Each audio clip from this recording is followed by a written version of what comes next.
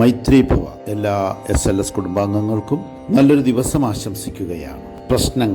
പ്രശ്നങ്ങൾ പരിഹരിക്കപ്പെടുകയല്ല, പ്രശ്നങ്ങളിൽ നിന്നും വളരുകയാണ് നാം. പ്രശ്നങ്ങൾ പരിഹരിക്കാൻ ശ്രമിക്കുന്നത് വ്യർത്ഥമാണ്. ഒരു നിശ്ചിത ബോധം കാരണമാണ് പ്രശ്നങ്ങൾ നിലനിൽക്കുന്നത്.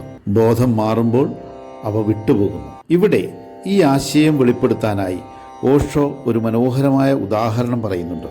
രാവിലെ ഒരു കൊച്ചുകുട്ടി മനോഹരമായൊരു കളിപ്പാട്ടവുമായി കളിച്ചുകൊണ്ടിരിക്കുന്ന സ്വപ്നം കണ്ടുകൊണ്ട് കിടക്കുമ്പോഴാണ് കുട്ടി സ്വപ്നത്തിൽ നിന്നും ഉണരുന്നത്.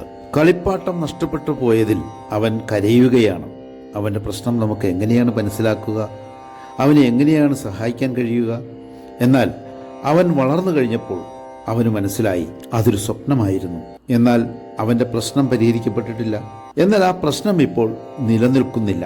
നമ്മുടെ ഇതുവരെയുള്ള ജീവിതത്തിലെ പ്രശ്നങ്ങളിലേക്ക് തിരിഞ്ഞു നോക്കിയാൽ ഈ പ്രതിഭാസം ദർശിക്കാൻ കഴിയും. പരിഹരിക്കപ്പെടാത്ത പല പ്രശ്നങ്ങളും ബോധത്തിൻ്റെ വളർച്ചയുടെ ഘട്ടത്തിൽ പ്രശ്നങ്ങൾ അല്ലാതായി മാറിയിരിക്കുന്നതായി നമുക്ക് കാണാൻ കഴിയും.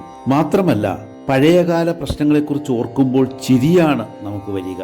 അതുകൊണ്ട് പ്രശ്നങ്ങളെക്കുറിച്ച് വേവലാതിപ്പെടാതിരിക്കുക.